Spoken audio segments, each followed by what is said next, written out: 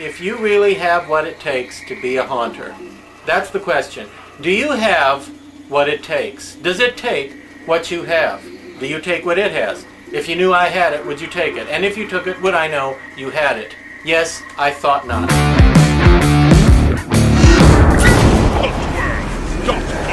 We're here again to celebrate the Hauntworld movies. And these are the best quality and probably the best ones that we did in the whole series was the last two. So this next one is Hauntworld the Movie Part 16. And here's what you're going to experience in this video. Another segment from Dr. Lady from Horror Hotel, of course. I'm on the video, believe it or not. Also, we have a huge segment on this one from Rich Strelak. And he's going to tell you all about building trailer haunts. And when we did these trailer haunt videos, and then we did trailer haunt article in the magazine, I was getting calls and emails about this for years and years and years saying, which Hauntworld movie was it the trailer haunts were in? And I was like, I don't remember. I really don't. And then they would ask me, what magazine was the trailer haunt articles in? I'm like, I don't remember. But it is what it is. Now you know. It was Hauntworld the Movie, Part 16. And that is in this video, and the quality is very good. So we're also going to go through Rich Strelak's haunted house called the Asylum.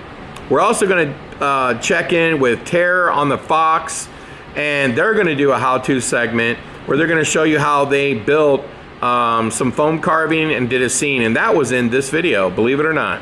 We're also going to take a look at Terror on Rural Street and the Headless Horseman Haunted Hayride. And you're probably wondering, what did Larry talk about in this video? I talked about, are you ready for this? I talked about how to make more money with your haunted house. Now, you get to see 20 years ago, 19 years ago, whenever this video was made, you get to look at it and say, was Nosferdamus, what is his name? Nosferatu? No. Nostradamus? I don't know what it was called. Nostradamus. There you go. Okay, I can't even say it. But was Larry Nostradamus? There we go. I got it right. Was anything he said, meaning myself, was anything I said in this video accurate? Well, now you get to watch and see the segments where I talk about how to increase revenue, what kind of side attractions should you add. So 20 years ago, did I get it right? Watch the video. Leave a comment below. Please leave a comment below and tell me if you think that I was right about anything I said. I have actually heard from a lot of people who have told me that a lot of these videos are still relevant and a lot of the information and so on and so forth is still relevant. But this one you're really gonna like because there's foam carving, how to build trailer haunts, and the reason why I'm walking around in my mini golf, by the way, with the lights on, not with black lights, is because even 20 years ago, I was trying to figure out ways to increase revenue, and we did it. We did escape rooms, we did a mini golf, and do you know what we're gonna be doing at the Darkness next year? We're gonna be getting rid of TerrorVision's Haunted House. We're gonna be taking it out, we're gonna be selling it, and we're gonna be replacing it with more retail store. We're gonna be replacing it with an extra scene for the Darkness. We're gonna be building a thing, it's gonna be a photo op haven with a lot of cool monsters and sets. We're gonna call it the Night Gallery. And then we're gonna add a year-round escape room that we're gonna advertise as scary. So you're probably wondering, wait a minute, isn't your mini golf and your escape rooms here on this side? So how are you gonna do that over there? Well, by having a year-round escape room, now I'll be able to use my gift store year-round. So the big gift store that I built, which shouldn't be just open in October now, should it? So this is gonna allow me to keep that gift store open year-round and I'm going to advertise the escape room, because yes, there will only be one, but we're going to advertise it as the scariest escape in the country. And it'll be full of animations and whatnot. And so yes, this Hauntworld movie is very relevant, because even 20 years ago, I was preaching that you've got to figure out ways to expand your revenue. And I think, I don't know, you tell me, was I right? Was I wrong? And so now, on with the show, Hauntworld the movie, part 16, the second to last one ever.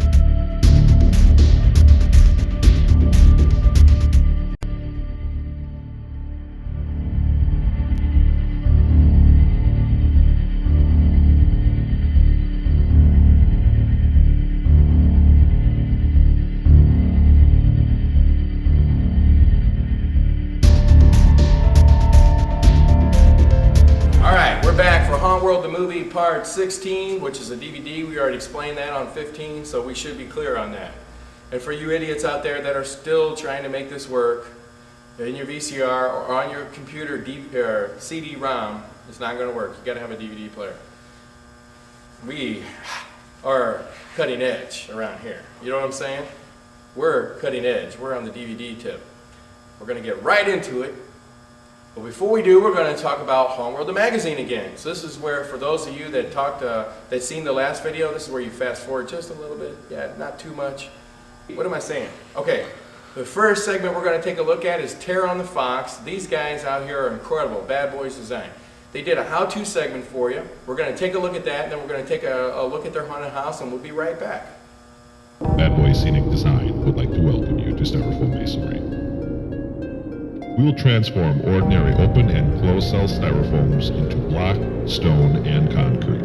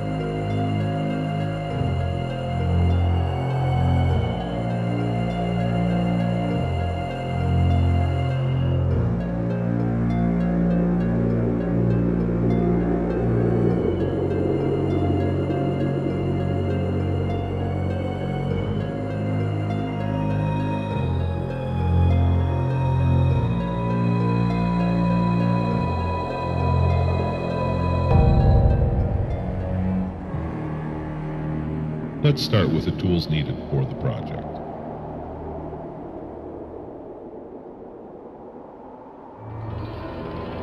A jigsaw, a respirator, rubber gloves, earplugs,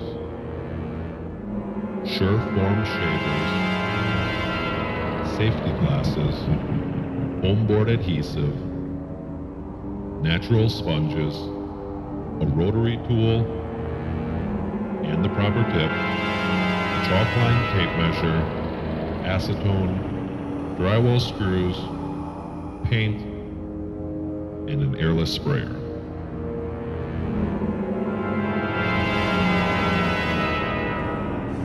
The first thing you need is a good surface to adhere the foam to. At Terra on the Fox, we use 2x2 walls with 3/8-inch plywood as the surface. However, any flat surface should work fine.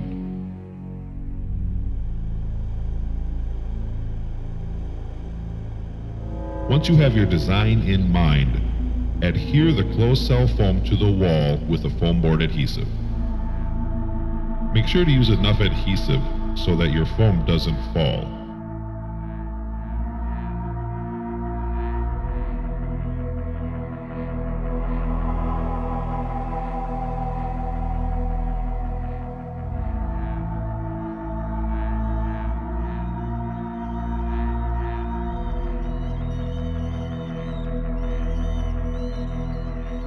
Place the foam on the wall and press it evenly to disperse the adhesive. We found that once the foam is in place, a drywall screw through the foam can help hold it. Lost souls who wander mist-shrouded cemeteries.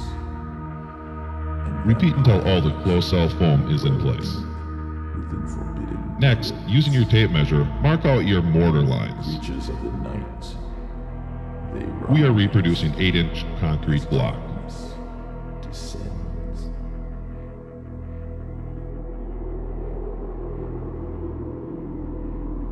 Draw your horizontal lines using any straight edge surface.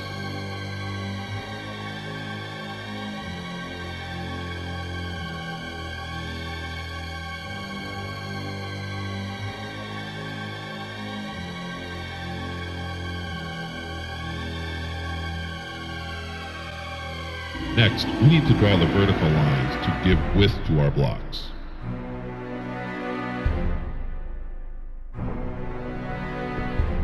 Now we have a mortar pattern layout. The next step, you will want to wear your safety glasses and earplugs. Using a straight edge, carve your horizontal lines with your rotary tool and proper tip. The depth of your cut should be about 1/4 to 1/2 inch deep.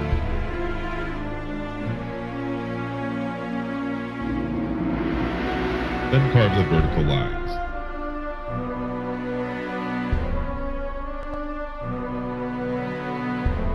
Repeat this process until all of your foam has been carved. From time to time, you might need to clean your bit. To do this, use a pair of pliers and squeeze the tip until the melted foam cracks or pulls off. Now we use the same technique to create detail in our blocks.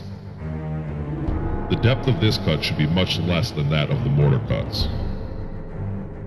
The purpose of this is to break the skin of the foam, allowing the acetone to work faster.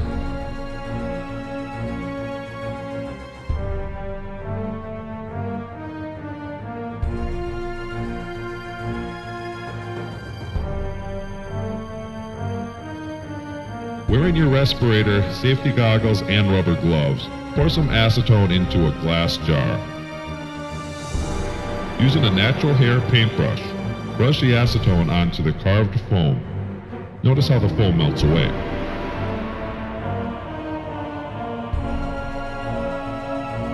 Use as much acetone as needed to get the desired effect. Note, the acetone will keep melting the foam for some time, so start off slowly. You can always use more acetone if desired. You can also spray acetone to achieve a different effect. But be aware that acetone might melt the spray bottle. Make sure you use a chemical-grade spray bottle.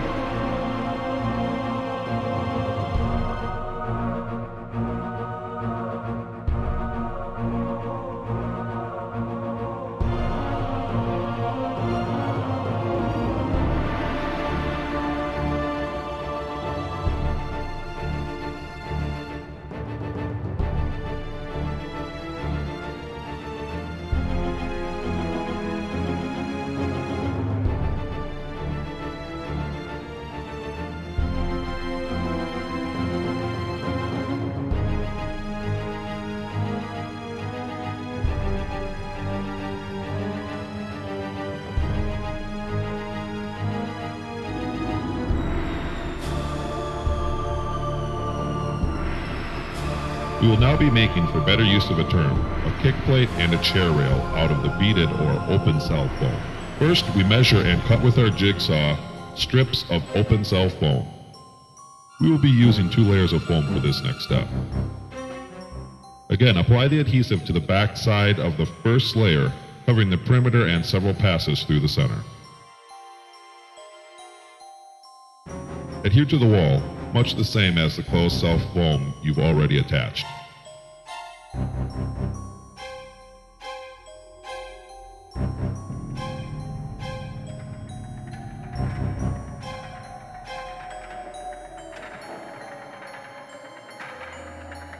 Again, using drywall screws to keep your foam from moving.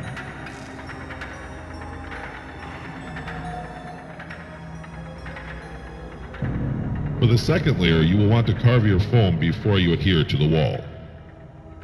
Using your Sureform shavers, round off the edges of one side of the foam. This step will get very messy. You will find beads of styrofoam everywhere, so a shop vac can help you clean up your mess. You can also carve any detail you want into the foam. We have found that using acetone on open cell foam can be done, but it is hard to control. That's why we carve our foam for this process.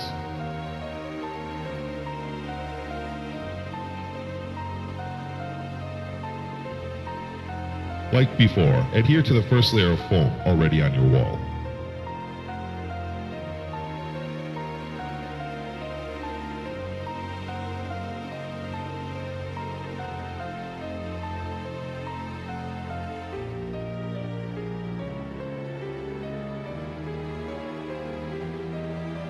Clean up any edges that need it.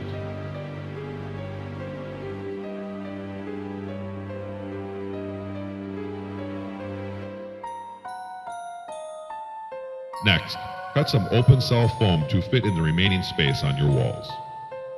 Draw out the fieldstone shapes desired and number them. Cut them out with a jigsaw and carve them just like you did your kick plate and chair rail, being careful not to carve off your numbers. Once again, adhere them to the wall, like many times before. Fitting all the pieces into place on the wall.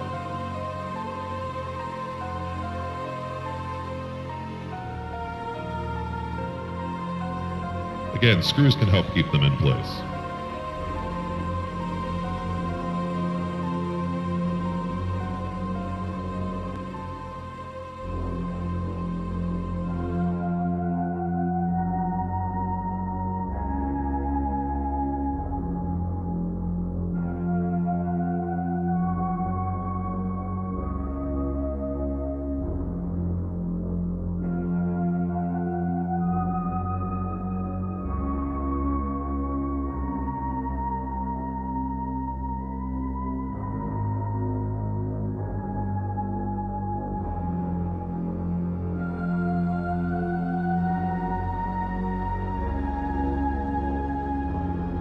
We have now completed the carving and adhering process. You will want to clean up any loose extra foam pieces at this time.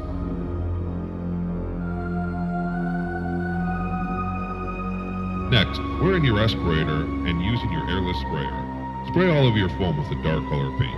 We will be using black. We also mix all of our paint with a flame retardant additive. This is a must.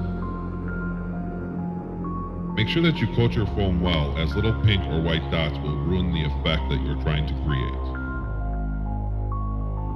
Spray paint is not recommended, as it will melt your foam, destroying all the work you've done so far.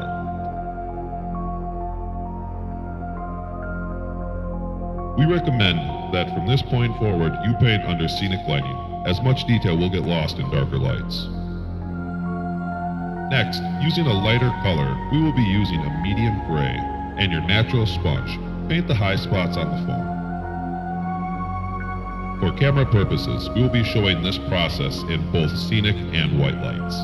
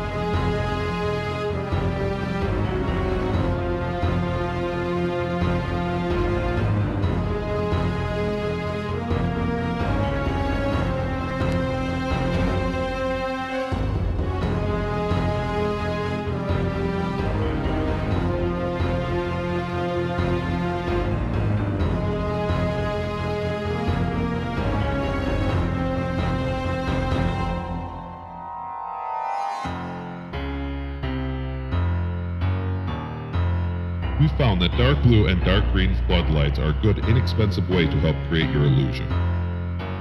Notice how all the foam starts to gain dimension and realism. Next, mix or use an even lighter color and repeat the process.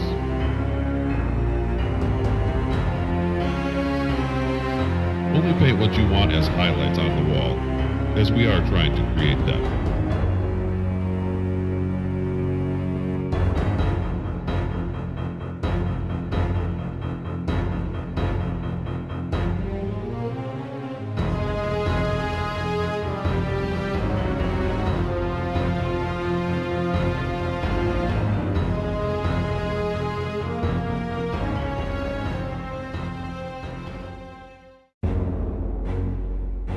We now have a scene made of foam that looks like stone.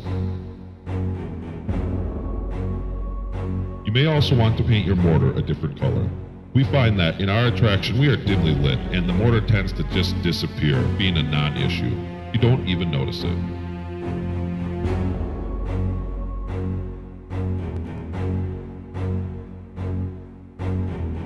The use of foam is unlimited, so explore and have fun.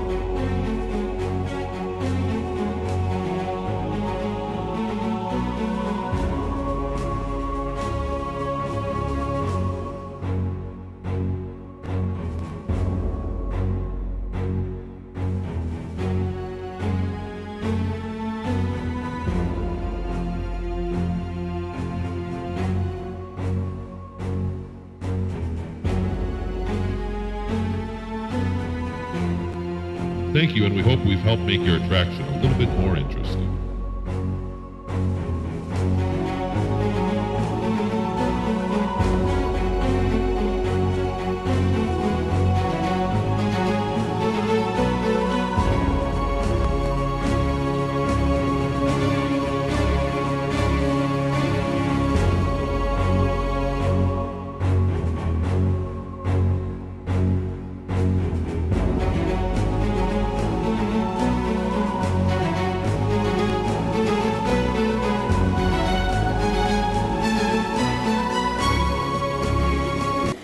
Good evening.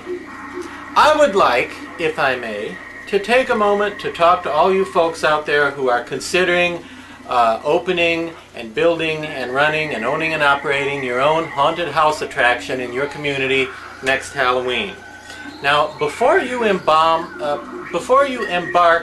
on a career as a haunter, you should really take a good long look at yourself, and speaking from experience, I know how unpleasant that can be. Still, you should take a good long look at yourself and ask yourself if you really have what it takes to be a haunter. That's the question. Do you have what it takes? Does it take what you have? Do you take what it has? If you knew I had it, would you take it? And if you took it, would I know you had it? Yes, I thought not. Now, let's look at some of these specific qualifications that you should have in order to make a successful haunter. Okay? First of all, you really need just the right degree of intelligence. That's right. You need to be smart enough to be a good haunter. You need to be smart enough to perform a wide variety of complex and difficult tasks, but still dumb enough to want to. Okay, now another factor that's a strong qualification is you need to have a strong sense of responsibility. That's right.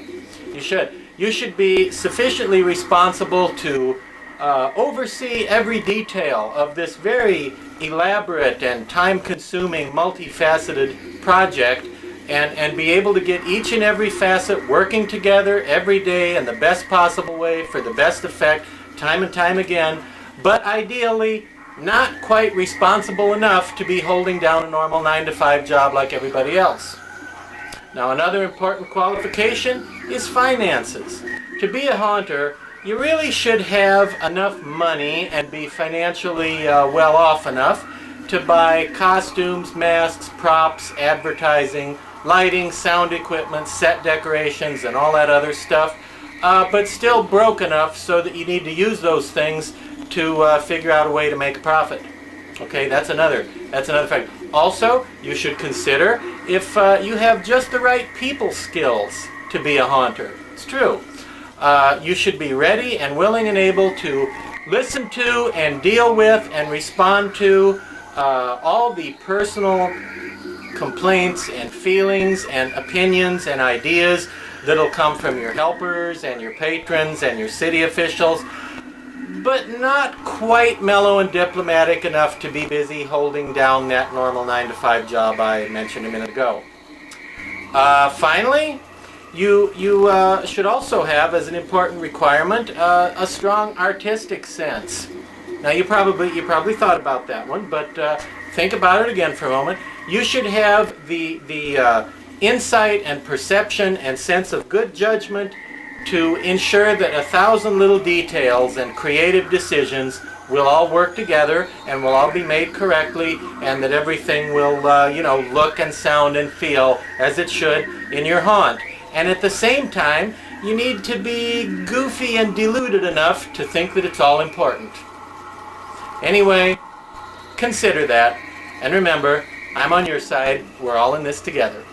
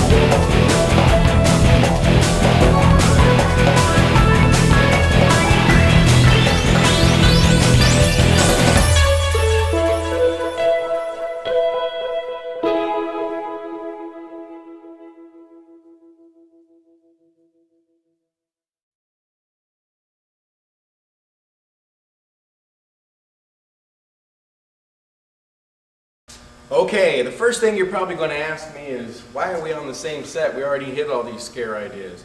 Well, we can't really afford anything else. Besides the fact that we're building a Garfield dark ride, and our entire shop is filled to the brim with Garfield stuff. So we've got to shoot it here. There's really no other place, unless we go back to my desk. But we've already seen 15 videos of that already. So we'll just stay right to it. I've got a couple ideas right here for making some extra money. I've had to write them down because I can't remember them. So hopefully we don't have a telemonitor or anything like that. It's just, as you know, low budget. Anyway, making extra money at your haunted house is crucial. You have got to make more money because the costs keep going up, and I don't think you can keep raising that ticket price. You can't raise that first price, but you've got to be able to milk the people some other way, okay? So I'm going to give you 10 ideas on how to do that. Number one, a cool idea we came up with last year was, if your sponsor is, say, Pepsi or Coke or whoever, we had Pepsi, see if Pepsi can get some soda machines and put them right in the middle of your queue line, just like amusement parks do. That way you don't have to have a concession stand and work on that and whatever. Just fill up the soda machine and you're done. Another thing we did last year was paintball. We set up this like booth where these guys and all kinds of padding and stuff ran around crazy, hiding behind barrels, and people paid $3 to $5 to shoot these people with paintballs. It was pretty cheap. All you had to do was pay one guy to run around and get shot, another guy to try to get people to do it, and it was kind of funny the way we dared them to do it and tested their manhood, so to speak, like you're not brave enough, da-da-da-da, and you actually it worked out really well. We made a lot of money if you have a space for it. Of course, a 3D attraction. I don't mean to beat on 3D attractions because we do them, but people really do like them. And if you take a small section of your haunted house and add a 3D attraction, we have found that over 60% of the people will pay anywhere between $3 and $5 extra to go through a second show. So you still have your primary show, but in the back of it, so like when they come out of it, they either hit the exit or they get to go through the 3D attraction. You only need a couple thousand square feet for a good 3D show. Number 4, the Scare Air mazes from Lee out there at Scare Air. I mean, even we're considering getting one of these things. They're fairly inexpensive, and you add air and they blow up. And I think that when you set them up, you're going to have to do something extra to them to make them a little more scary. But I think the whole idea that if they're completely black and you're lost inside, it could be fun, and you might be able to charge a couple extra bucks for that. That might be another way for you to make some extra money. Another thing that we did last year was fast passes. Of course, everybody's doing these speed type tickets, and they work really well, but they primarily only work on Saturdays because that's obviously when you're the busiest. And then of course Fridays is another day, but Saturdays mostly. But you have to let people know that you are doing this. One of the ways we did it was we had audio digital repeaters blasting out in the line. We also had people like the security out in the line telling people about the speed passes, and plus we also built these like signs that were towards the back of the line, and people seen it and they walked right up to the front, and they pay full price. There's no coupons accepted, plus an additional $5, and it added up. You know what I'm saying? It wasn't like thousands and thousands of people did it, but it definitely added up over the course of a season. It might put an extra $20,000 in your pocket. Hey, that pays bills. Next is these dark mazes and mirror mazes. Let's say you don't want to do a 3D attraction. Do a dark maze, like a pitch black maze that people have to find their way out of. Keep in mind that it is pitch black in there. Make sure that in case of emergency, there is some sort of lighting system and exit so that you can get out. If you choose not to do a dark maze, maybe a really cool 3D maze or mirror maze. But remember, when you do a 3D or mirror maze, that all the walls need to be on 90-degree angles.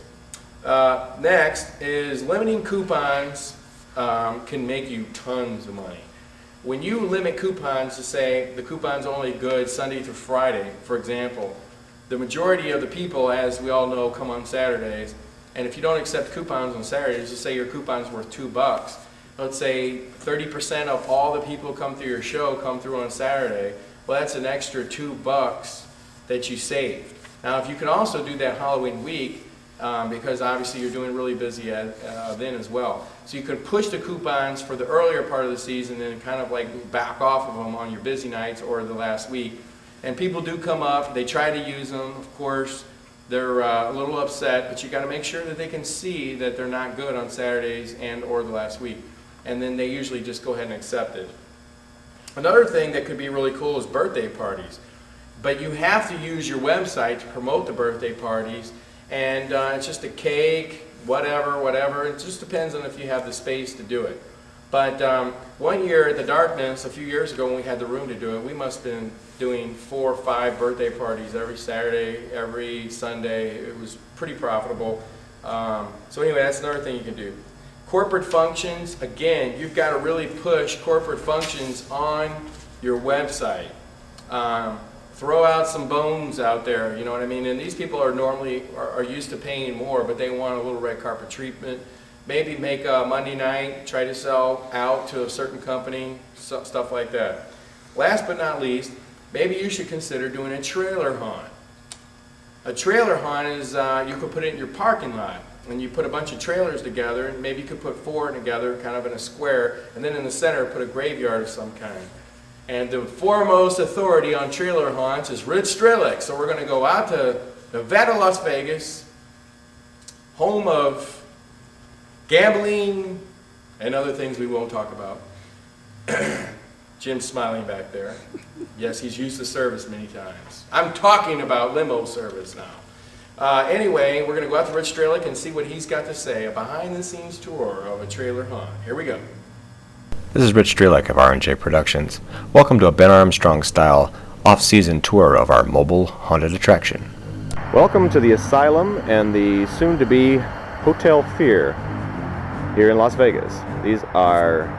We have a trailer show. We're in storage. This is late February of 2004. And what you're looking at are 2 attractions. The black trailers are part of the soon-to-be Hotel Fear. The white trailers are all part of the Asylum.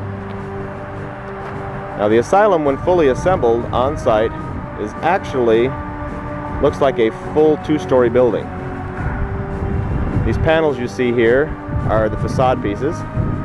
They will fold up, lock into place, and create the 2-story look of the building.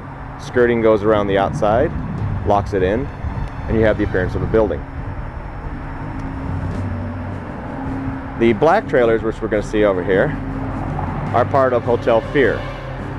Same type of concept. The skirting panels here are already now welded on and in place. Those fold down, lock into place.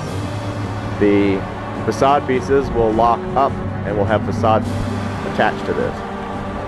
It's sort of borrowing a design from carnival attractions that have to move in, set up quickly.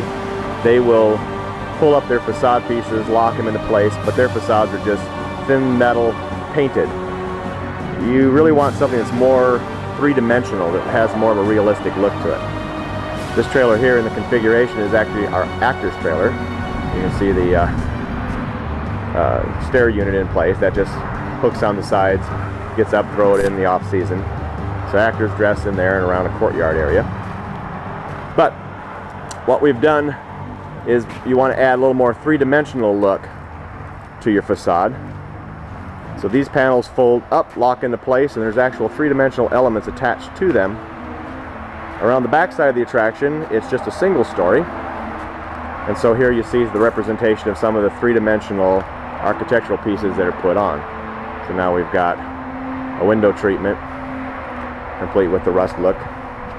Again, a skirting attaches here, so you get the look of a building. Here's one of the emergency exits, comes out of the building. So these similar 3-dimensional pieces are then added to our 2-story facade. Here's one of the semi-trailer units from the Asylum. And again, you can see the window units that have been added. When painted up, skirting added, it gives the feel of a solid attraction. Our trailers actually contain rooms. We have the availability of being able to come in here in the off season and actually work and create and build things. The big question always seems is, how scary can you be in a trailer? Well, I counter that by asking, how scary can you be in a tent or in a big warehouse? The problem you have there is you have 8-foot walls and you have 20, 25-foot ceilings. The biggest thing that's scary in haunted houses is the fact that you're claustrophobic. Well, in the trailer situation, we have a finite ceiling. We only have 8 feet to work within. So now things become scary because you have that claustrophobic feeling. This gives you more of a realistic environment. It's a small claustrophobic feel. We keep groups down to 4 to 6 people only, because here they're within a 4-foot area to get that particular scare. We move down and into the X-ray area. Bring some light with us.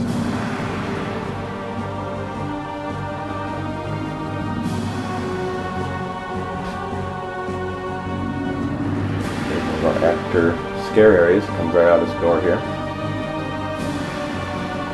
We have a lot of fake doors everywhere around the attraction, so you really don't know how big the thing is, what goes where, and where it leads you. This is actually a fake door, goes back to an existing hallway. In the off season, it does give us the availability that we can come in and start to work and change areas in the off season. This area here is our electroshock. Again, we keep our areas so that they only have about a 4 or 5 foot area to do the scare in. Now this room is electroshock. It's one of our older rooms, so it gets remodeled this year. We have a cell that the actor is in. They can rattle the bars.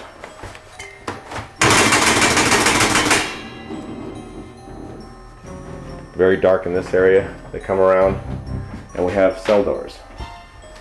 Each of these contains an animation, something going on, a little low light in there. See what's going on. You got a door that's rocking back and forth. Actually has a animation screening and going back and forth in there in the pad itself. When they come into this area, now they're surrounded by doors and they don't know which one to go to. There's a small light in the door of that one, but it's actually the room that they have to now enter. You can see. Pitch black, they start to enter, they can't see. Then once they're in, the actor triggers these lights and we get enter our chain link maze area. We have alternating strobes, confined area, chain link maze. There are several areas where we have access panels, actually like big gates that open up and give an actor access to move from one side of the maze to the other.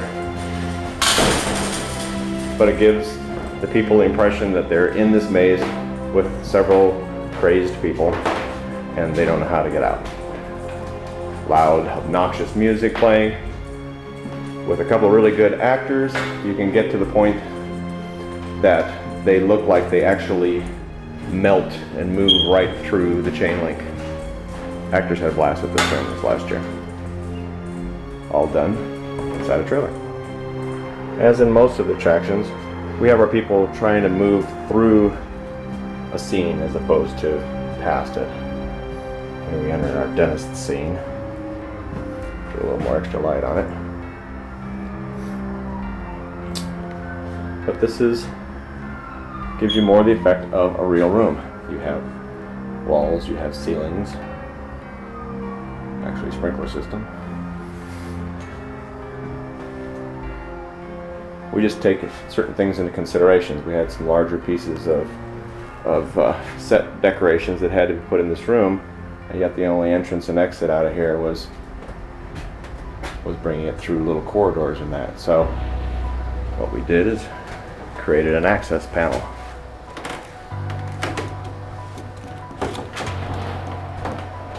The whole wall moves, now gains us direct access to emergency exit to get props and materials in and out during construction. Because the previous room is one that is being remodeled for this next year also. So this gives us access. But you can see the kind of details that you can put in a trailer. If we have to add walls, we add some details. Build it in to give it the effect of realism. Here we're entering an area we call our boiler room. Putting in doors and things to have people move, slows them down, keeps the pace of what we need. Having the trailer also gives us advantage of some other aspects. We're able to utilize the floor since we are elevated, so things like cutouts can be achieved. This is cutting out a large section of the floor, reinforcing it so the audience has to walk over the open grate. When in operation, this is masked underneath. There's a couple of set pieces that are slid in that have bones and things and ash-like looking, because we have a morgue crematorium set up here. So you have coffins and things around, and you can see the remnants. It fell through the floor, and so there's ash and stuff through the. They have to walk over.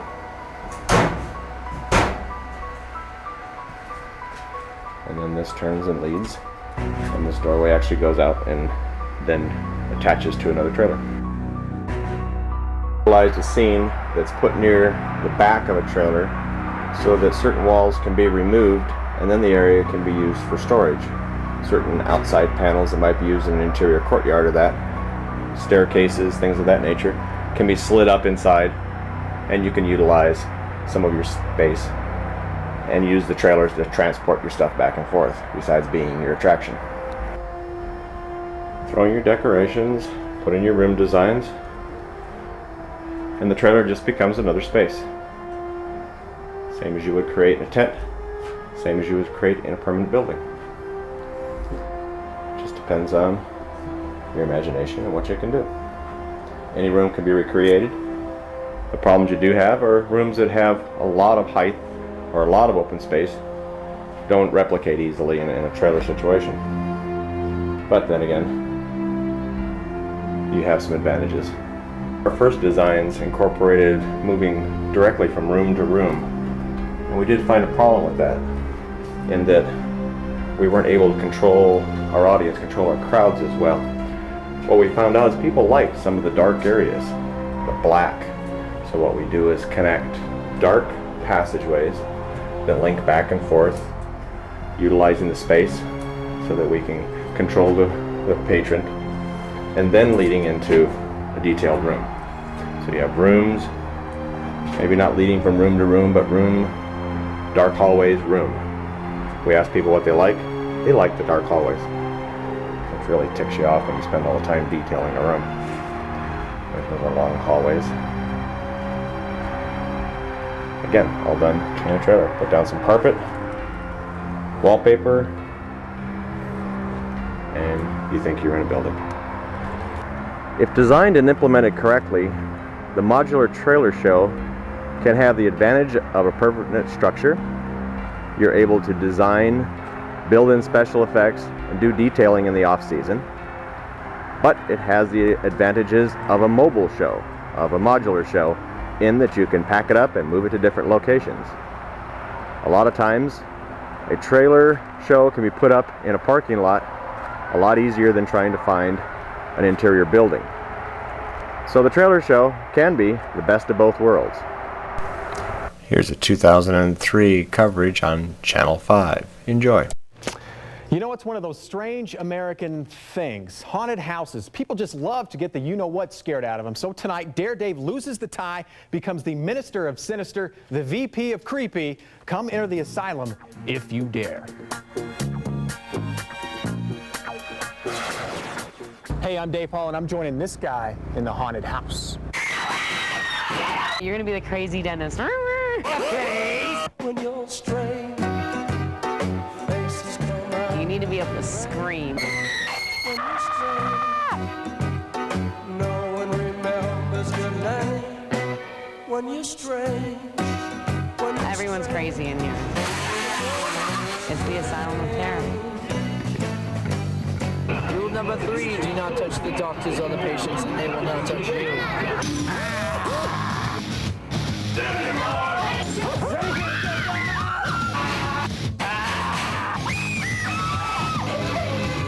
I just started laughing right in the middle.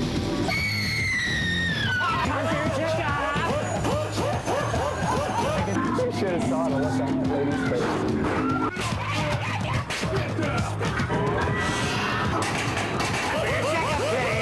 People feel bad that, they make little kids cry, but, we encourage it, because if their parents bring them to the haunted house, that's what the parents are looking for, them to get scared, and we do our job, we scare them. I didn't realize scaring kids was that much fun, guys.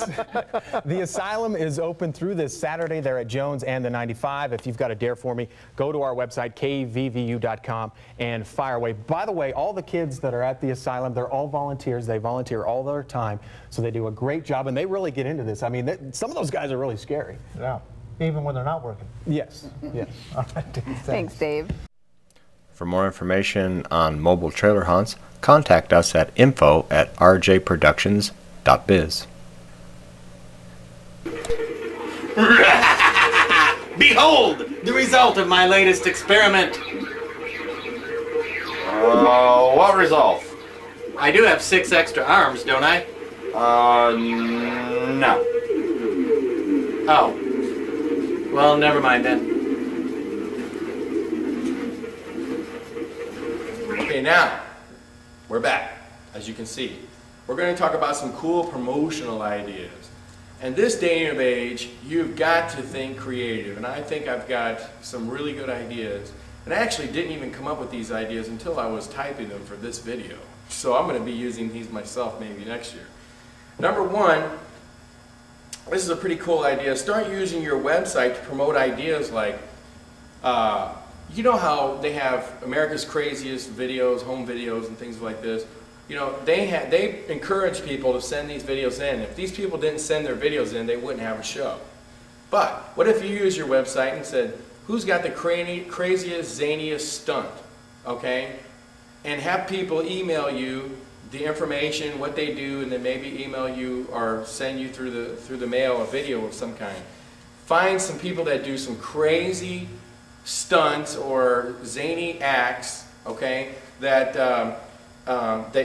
maybe has some sort of Halloween twist on it, and then one day during the afternoon, pull all these as like a special promotion, invite all the media to like Darkness's craziest, zaniest St. Louisans, right, or something like this, and people show up. The media does, and that could be just a bonanza. But use your website to encourage some of the weirder people out there to get involved with some kind of promotion that you would do, like in your parking lot. Use your website to highlight the fact that you could get married at your attraction. We never did that, but put a big splash, like a flapping bat or something, to say, do you want to get married in October? And I'm not talking about websites are up 12 months a year. You need to be encouraging this all the time. You can get married here anytime, whatever, because publicity is publicity. But it definitely encourages, does anybody want to get married, especially in October, because we're wide open to it. Number 3, have a freak day. This is like a weird idea that I came up with. Encourage people through your website. Who's the freakiest people out there? People with all kinds of stuff pinned in their face, or have the craziest, zaniest, costume, or weirdest look, or tattooed body, and have a freak day where the freakiest people in St. Louis, you're going to crown the freak of St. Louis, and just an idea to have this promotion going on at your attraction that night. But again, you use your website to encourage these people to come and tell you about themselves, send you pictures of themselves or video, whatever, and then you can have this promotion like on a slower day.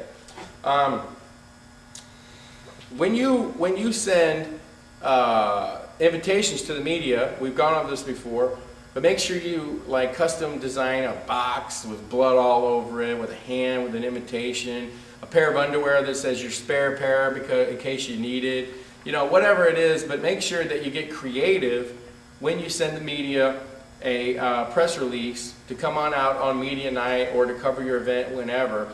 because you want to definitely get their attention. You want people to remember your haunted house when they want to do some kind of Halloween story. And last but not least, try to go to a lot of these, in the spring usually, like a newspaper will publish a list of all the shows that are going on, like festivals and you know, carnival type, you know, fairs of this kind. If you can go to these kinds of events and promote your website, okay, you want people to know about your website. You almost want to treat your website URL as the name of your haunt. And anywhere you can go and promote your website, the better. And I also encourage everyone to try to create like a freaky, neat looking hearse, get crazy, get artistic with it. We have an animated band, which is for sale, by the way, if you are interested, because we created something different. But have an animated band, you take these things, it brings attention to you, and you know, and hand out pamphlets, not necessarily coupons or flyers, but go to the website, and constantly update your website, even in January and February and March, because there are people coming to it, and you kind of want to always make it seem like you're still alive. I know some of us are dead, sleeping all during the day, and whatever, but anyway, just a thought. So in other words, make your website, update your website all the time, year-round, and tell people what you're up to. Now, we're going to take a quick trip. We've already seen this haunted house before, but we're going to see it again. It's Terror on Rural Street, so here we go.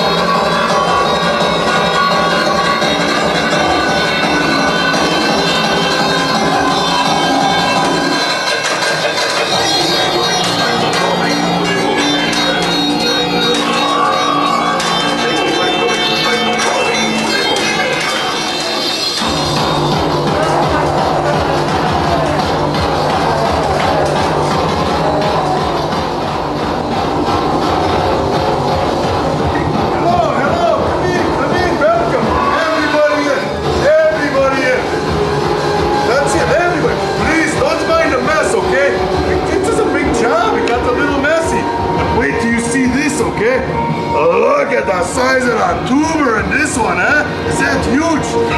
Hey, you, for you, I let you take it home, okay? Where is the bag? Where's that bag? Wait, oh, there. Please, everybody, this way. Please, stay back. Stay back. Look out. Stay away. This way, look out. Oh my God. Look out.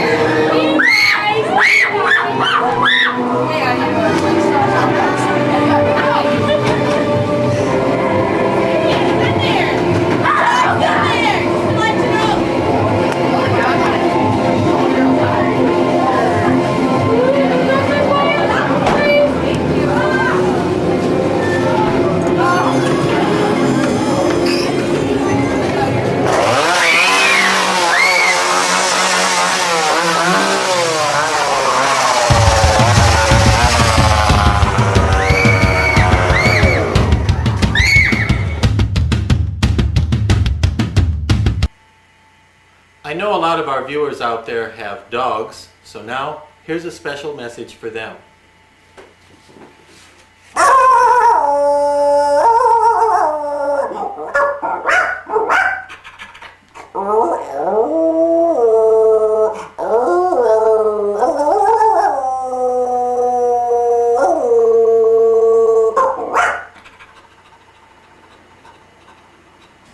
Okay, we're back for a final segment. I'm sure you're really excited about that. We got one more haunted house to show you, and it's one haunted house that I've seen myself personally, and it is incredible. And it's called Headless Horseman. I know we featured it on another tape, and that was a tape that wasn't a DVD. And the guys, the people who own it is Nancy and Mike Juby, and they called me up out of the clear blue sky. I think it was last year, and they said, "Oh, we got a segment we'd like to give you for your videos." I said, "Sure, send it along." Printed on the back of the box. It turned out to be like this MTV like type thing, And I was like seeing all these bits and pieces, and I was like, holy cow, this place is incredible. And I actually had to go up there and see it for myself, and which I did, and this place is amazing. I was like, look, this little montage doesn't do this place justice. So I went back to Mike and Nancy and asked them to submit some more footage so you can actually see what it really looks like. And here you go, this place is incredible. One thing I want to tell you guys is that we're going to have another survey on Hauntworld right after the Transworld show, and we're going to be voting on the top 13 haunted attractions that you've either seen yourself in person or on these videos. And we are going to do a best of issue on the next one. We're going to feature the top 13 attractions in the country, and a large part of that's going to be based on your voting. So after you've seen all the haunts, go back and watch all the Hauntworld videos. We're going to come back and we're going to ask you on hauntworld.com survey to tell us what your favorite haunts were. Thanks for supporting Hauntworld. As you know, Hauntworld is a free website that we pay to maintain. It's a website where you can go and you can learn and trade information. We've got the yellow pages where you can find every vendor's phone number, their address, their website, so on and so forth. We've got the search engines. And remember, if you want to be a featured haunt on Hauntworld, all you've got to do is email me and put Hauntworld's banner on your website, and we'll list your attractions banner on our featured state pages. That's all you've got to do. So if you want to be a featured haunt on Hauntworld, and keep in mind, last year Hauntworld.com did 1.4 million unique visitors last year. It's the #1 haunted house website on the internet. And we want every one of you to participate, but at the same time, we want each and every one of you to help promote the industry. Because let me tell you something, more people today are traveling from farther away than ever before to come see your shows. And the way that they're finding these attractions are through websites like Hauntworld, because they're going to happen to be in Akron, Ohio, they're going to be in somewhere, Nashville, Tennessee, or whatever, and they're going to a website like Hauntworld and finding the attractions there, so when they're there, they're going to visit them. Not only that, but people are, say, out of your radio range of advertising, and so they go to a website like hauntworld.com to find haunts within a 2-hour radius of them. Today, haunts are traveling farther away, and we as an industry need to encourage this, so we need to get behind websites like hauntworld.com. We need to list their banners, and we need to encourage people to visit attractions, within a wider span of just their local market. So I want to thank the people that have been supporting and the people who will be supporting again for 2004 Halloween season. You guys have a great time and enjoy Headless Horseman out in New York area. Thanks.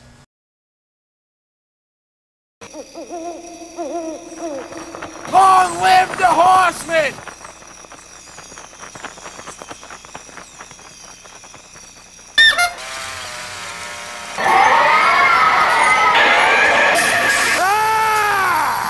Welcome, my foolish little friends. For you see, this isn't some little Halloween spook show. This is the end of the road. The exact point of no return. The Ringmaster has warned you all to go back. Oh, but don't worry. As long as you keep your head about, there's a chance you'll make it through the night. Although there are some here who would prefer you didn't see the light of day again. Yeah! Get out of my corn! Oh yes, I should warn you. Whatever you do, stay clear of the horseman. If you hear him riding, do your best to hide. Do not run away, for he will track you down, and that blade is razor sharp, razor sharp, razor sharp.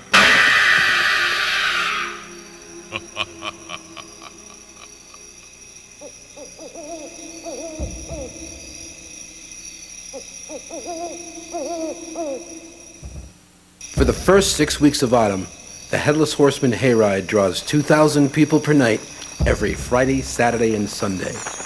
They come for the 30-minute hayride, but they spend about 3 hours checking out the shops and amusements on the Midway, snacking at the Evil Eatery, Croaked Crow, or Witch Hazel's, or going to the Corn Maze, 2 haunted houses, and the amazing sideshow. The theme changes every year, and they just keep coming back. It's scary.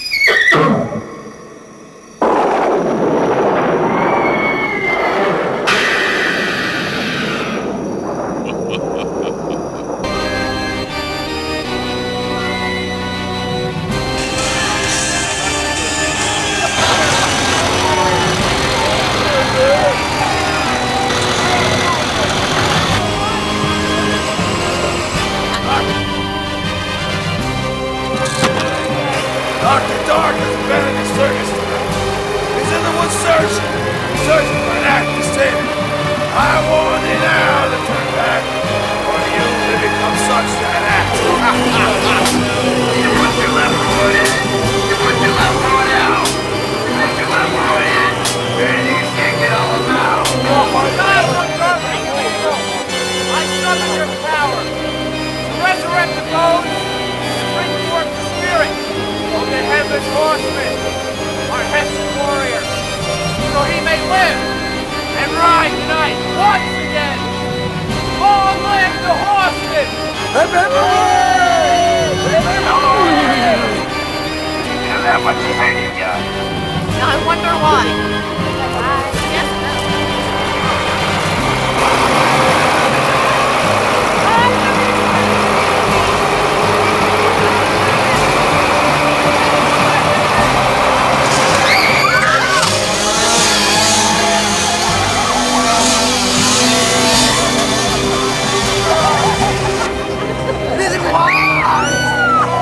Yes, no.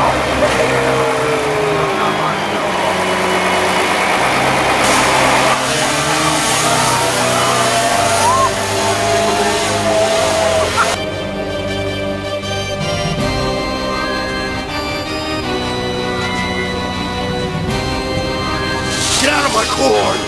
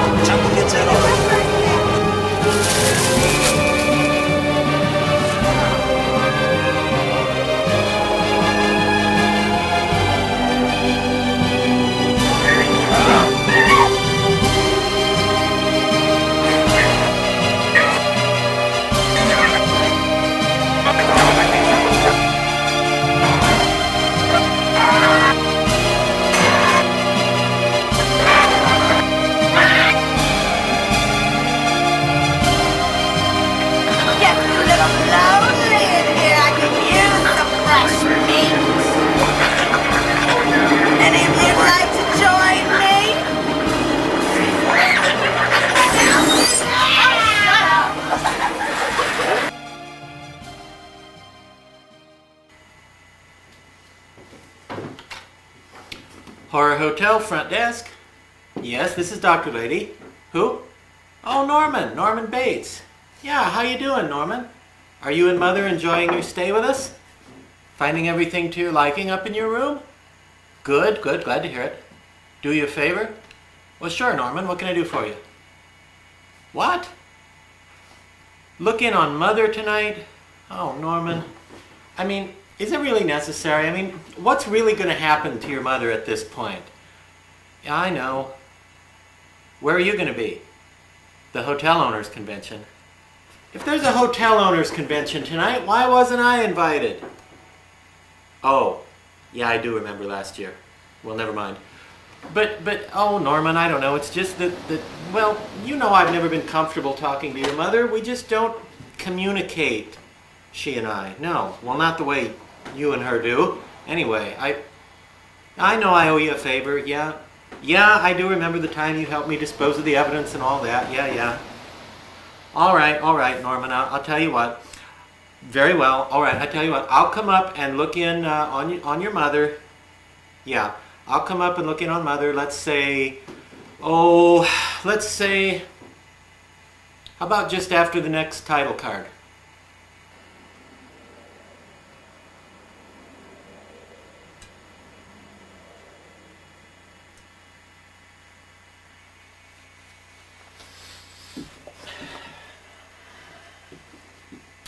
Well, good evening, Mrs. Bates. Hello, Dr. Lady. How are you? Oh, I've been doing very well lately, thank you. How have you been? How do you think, you schmuck? I'm dead. Yeah, I know, sorry. I'm sorry, Norman. I can't do this. This is just ridiculous. He's gonna have to communicate with you himself. I'm out of here. Huh. I wish I could just walk out of a skit like that.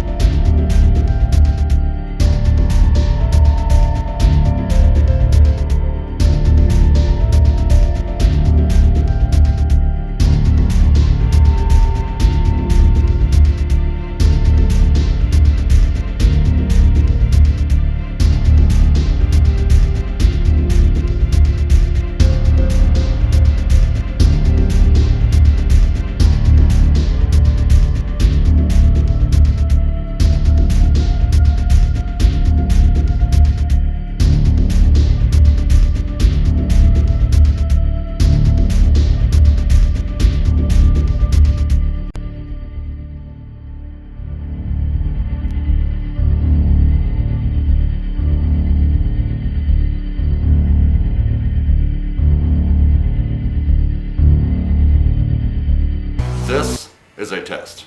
For the next 60 seconds, this station will conduct a broadcasting emergency system test. Remember, this is only a test.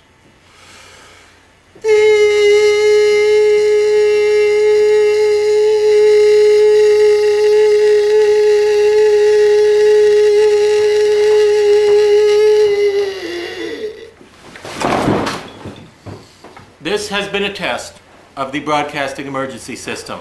If this had been an actual emergency, we would have all run for our lives, and so no one would have remembered to activate this system anyway. Thank you. This is a test. For the next 60 seconds, this station will conduct a broadcasting emergency system test.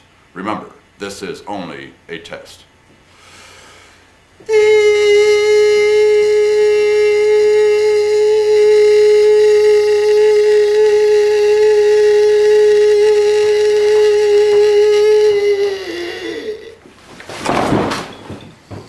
This has been a test of the broadcasting emergency system. If this had been an actual emergency, we would have all run for our lives, and so no one would have remembered to activate this system anyway. Thank you. Was I right about anything?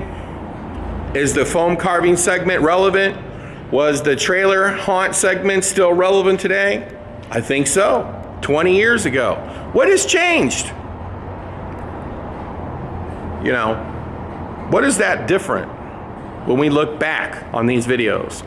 Keep in mind, folks, these videos were filmed and documented over 20 years prior to the filming of this outro, which is now June 2023. To be more specific, June the 7th, 2023.